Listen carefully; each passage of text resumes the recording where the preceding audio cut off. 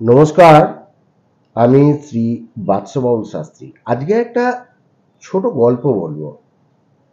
গল্পটা হলো আমাদের কলকাতাতেই ২৩ নম্বর হরিনাথ দে রোড, আপনারা অনেকেই গেছেন।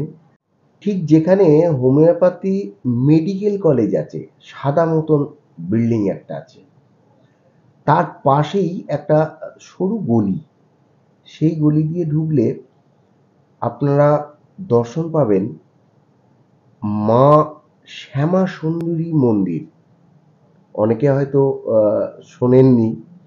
তো মা শ্যামা সুন্দরী কন্যা রূপে পূজিত হন ওখানে, এবং প্রতিদিনই প্রায় হাজার খানেক লোকের ভক্তদের সমাগম ওখানে হয়, এবং মায়ের দর্শন লাভ করা অতি দুর্লভ। ভক্তদের ডাকলে বা মাকে যদি ভক্তরা স্মরণ করে, তবেই মা তাদের দর্শন দেন। মায়ের এই কন্যারূপী ভীষণ সুন্দর। মাকে দেখতে গেলে চোখ ফেরানো যায় না। মা এত সুন্দরী, এত আদরের, যে মনে হয় যেন সত্যি মাকে জড়িয়ে ধরে আদর করি। পরিতোষ চক্রবর্তীর বাবুর সন্তান শঙ্কর চক্রবর্তীর মৃত্যুর পর এই ২৩ নম্বর হরিনাথ দে রোড বাড়িটি বিক্রি করে দেন শ্রীমতী উমা ভট্টাচার্যকে। তাদের গ্রামে মা শ্যামসুন্দরী পূজিত হতেন। ওনাদের কর্মস্থানে কলকাতা হওয়ার জন্য উনি বাড়িটি কিনে নেন এবং মাকে এই বাড়িতে প্রতিষ্ঠা করেন। মা এই বাড়িতে আসেন ২০২১ সালে। অবশ্য এই সমস্ত ঘটনা ওখানকার যে বাসিন্দা আছেন তিনি এটা শোনালেন, যার ফলেতে আমি ওইটুকুনি জানবার পর বাকিটা মায়ের দিক থেকেই আশীর্বাদ স্বরূপ, যে সেই মায়ের দর্শন শ্যাম সুন্দরী রূপে। তার এই রূপ, তার শিশু সুলভ তার চেহারা, তার পাগুলো কি সুন্দর আপনারা দেখবেন। এবং তার সাথে যে ভোলে বাবার বিবাহ হয়েছে, সেই ভোলে বাবাও কিন্তু বেশ লম্বা চওড়া এবং বেশ বয়স্ক। তাকে কিন্তু পাশেই রাখা আছে আর একটি ঘরে, এবং মা ওখানে বিরাজ করছেন। মায়ের ভোগ বা প্রসাদ যেগুলো আপনারা অন্যান্য জায়গায় দেন, সেখানে থেকে একটু আলাদা। কলা এবং গোবিন্দভোগের চাল, এই হলো মার কে পুজো দেওয়ার। এছাড়া আপনারা হ্যাঁ, মাকে কিন্তু টফি দিতে ভুলবেন না, ক্যাডবেরি হোক, কোনো লজেস, কারণ তিনি তো কন্যা। তো সেই হিসাবেতে মাকে এই প্রসাদ আমরা দিয়ে আসি, এবং যারা ভক্তরা যান তারা এই প্রসাদই ওখানে দেন। ওখানে ছোট ছোট অনেক গরিব মানুষও আছে, তারা ছোট ছোট স্টল করেছে এবং সেই স্টলেতে খুব যত্ন করে। তারাও খুব ভালো ব্যবহার করে, এবং ওখানে জবার মালা আছে, পদ্ম আছে, তারা ক্যাডবেরি বিক্রি করছে। তো এইগুলো ওখানকার যেহেতু পূজা বলে দেওয়া হবে, তাই।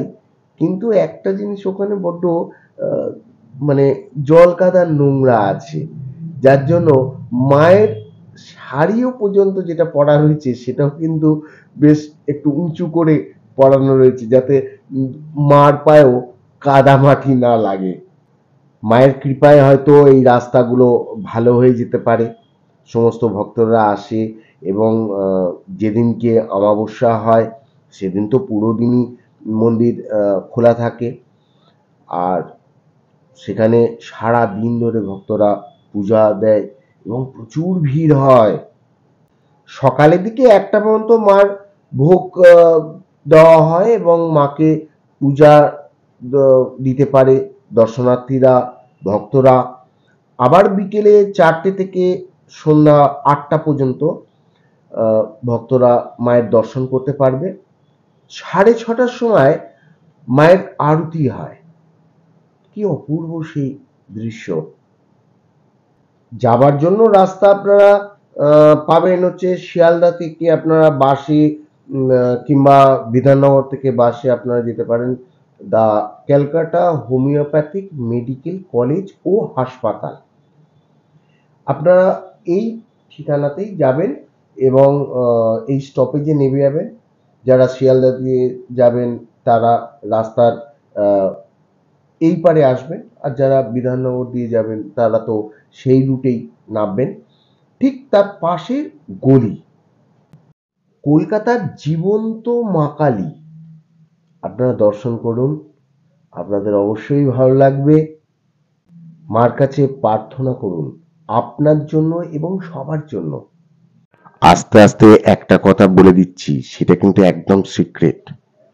এর আগে বললাম না যে মায়ের আরতি হয় সন্ধ্যে 6:30টায়, কিন্তু অমাবস্যার দিন মার আরতি কিন্তু 7:30টার পর হয়। তো এই দিন আরতি হওয়ার আগে পুরো বাড়িটা অন্ধকার করে রাখা হয় এবং সেই অন্ধকারের মধ্যে মায়ের আরতি করা হয়। আর যখন আরতি করা হয় তখন ভক্তরা উপলব্ধি করতে পারেন, বুঝতে পারেন মায়ের অস্তিত্ব। তো আপনারা অবশ্যই চেষ্টা করে দেখুন, আপনাদের ভালো লাগবে। আপনারা চ্যানেলটাকে শেয়ার করুন এবং আপনার বন্ধু বান্ধব আত্মীয় স্বজনদের মধ্যে আপনারা জানান। তাদেরও অনেক মনে দুঃখ আছে বা তারাও কিছু মায়ের কাছে আশা তো করতে পারে যে কিছু চাওয়ার জন্য, বা তাদের দুঃখ মা দূর করতে পারে। কাজে মায়ের কাছে যাক, মায়ের কাছে গিয়ে তাদের প্রার্থনা বলুক এবং মা অবশ্যই করবেন। ভালো থাকবেন, অন্যের ভালো করুন। নমস্কার।